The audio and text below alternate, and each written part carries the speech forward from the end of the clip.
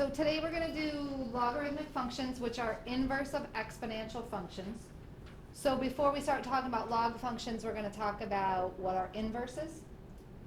So if you go back to what we just covered on exponential functions, you have your basic exponential graph. You can say it's y equals a to a certain power, but we'll just call it a basic exponential graph where, I guess maybe we'll put it down.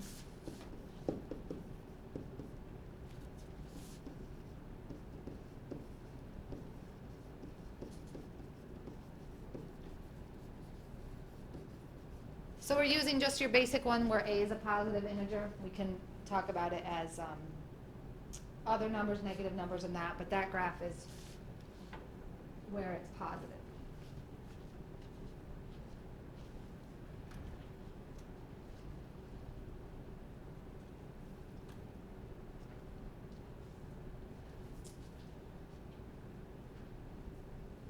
So exponential functions are where the variable is in the exponent.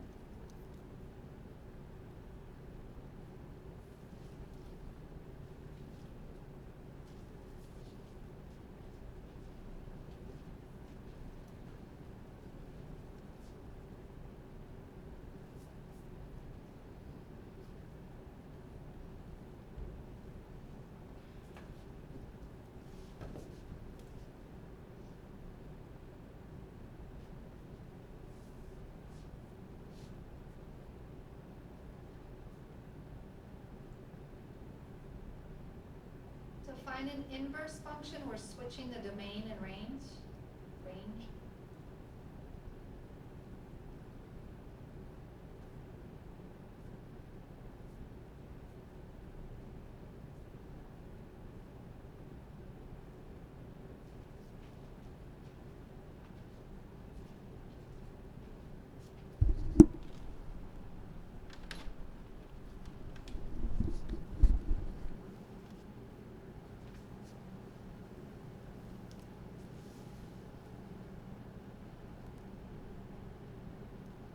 So graphically,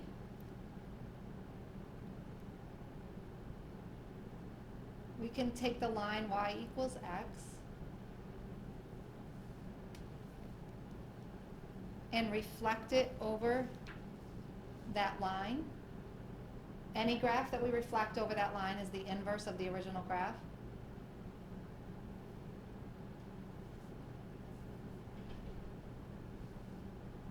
So that should look symmetrical, even though it doesn't. That's your logarithmic function.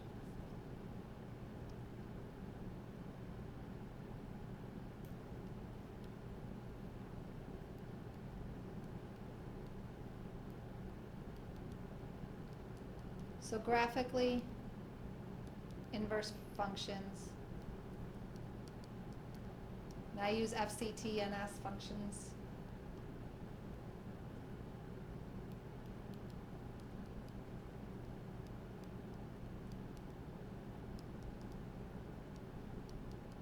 So graphically, inverse functions reflect over the line y equals x.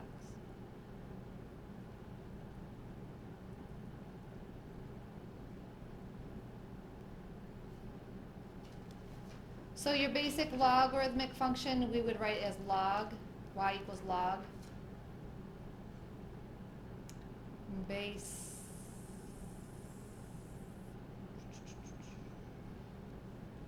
a of x.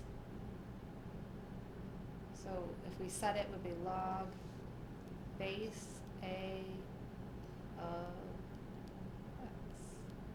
So that's an a right there.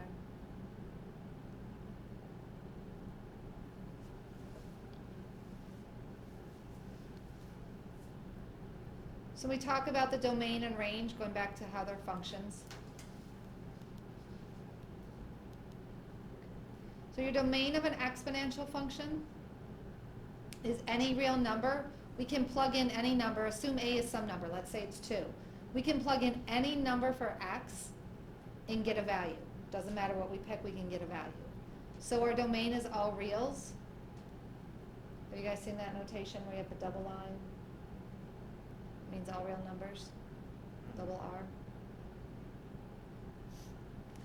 then our range, right, look at your green graph, your range, it doesn't hit the x-axis, so your y values start above 0, it won't ever hit it, and keep going up. So our range is y is greater than or equal to 0.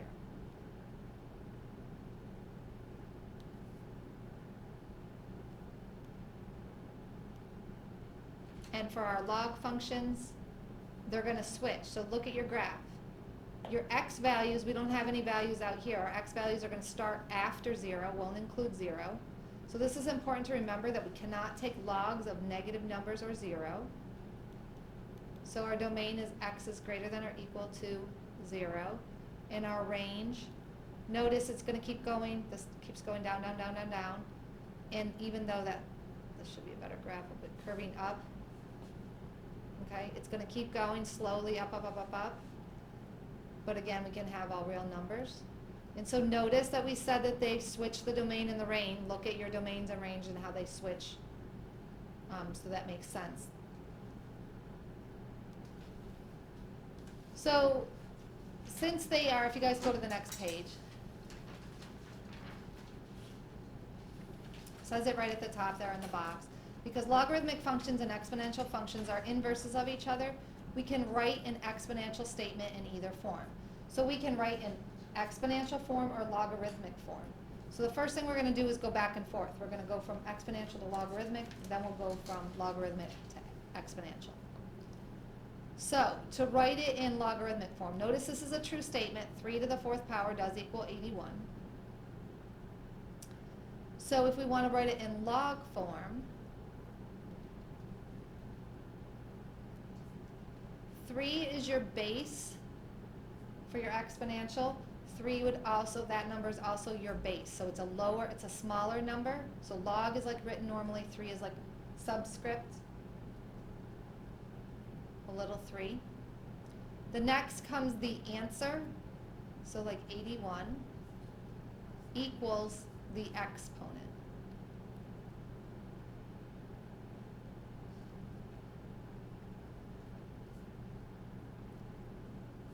So this is log base 3 of 81 equals 4. Right, so we're going to practice a few of these and then we're going to go backwards. So go to the next page.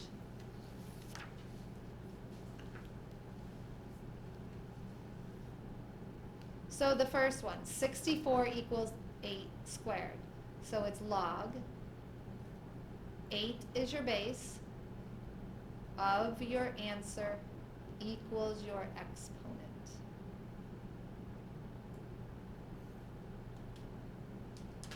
Okay? So I want you to try the same thing with 2 through 5. Rewrite it from exponential form that it's written in. Doesn't matter if there's decimals or negative numbers, it's the same rules still apply, and rewrite it in logarithmic form. So take a minute to check your answers against mine, and then when you're all set, turn to the next page and we'll do the opposite. So now we're going to do the opposite. We went from exponential to logarithmic. Now we're in logarithmic and we're going to go to exponential. So what I do is I take the base and think of it to that power equals that number, kind of that circle. So 4 squared equals 16. And obviously this should be a true statement, so you can kind of tell if you wrote it incorrectly, because if it's not equivalent, then obviously there's a mistake. So I want you to try 2, 3, and 4. We'll go to 5 together. So try 2, 3, or 4, 2, 3, and 4, and then stop there and check your answers against mine. So on the last one, notice that we don't have a base. So whenever we don't have a base, it's implied that it's base 10. So if you don't see a base written there, you know it's base 10. You can write it in if you prefer to see it. The other thing to note is that your calculator is in base 10. So if you tried to put like number 2 in the calculator or number 3 in the calculator, log base 5 of 0.04, it's not going to work, because the calculator's in base 10. We will get to where we can still solve them in the calculator. That'll come later on. So you can have it in base 10 if it's not there, and then to rewrite it would be 10 squared equals 100. And the other thing you might want to try is if you want to look in your calculator and hit log of 100 and punch it into your calculator just to verify it, you should get the answer of 2. So you can try that, and then when you're done, flip to the next page. Okay, so finally, on the last page, what we're going to do is evaluate them. So we went from exponential to logarithmic to exponential. Now we're going to say, if we give you a logarithmic problem, solve it and tell me what the answer would be. So the first thing that we need to do for this is set it equal to x, so we have like a variable that we're solving for. Then we're going to rewrite it in exponential form, so 6 to the x power equals 216.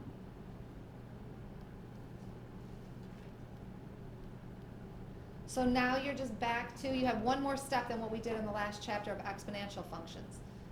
We solved functions like this, solve for the variable, by writing the bases the same. We're doing the same exact thing, we just added one more step, that it started in logarithmic form, we wrote it in exponential form.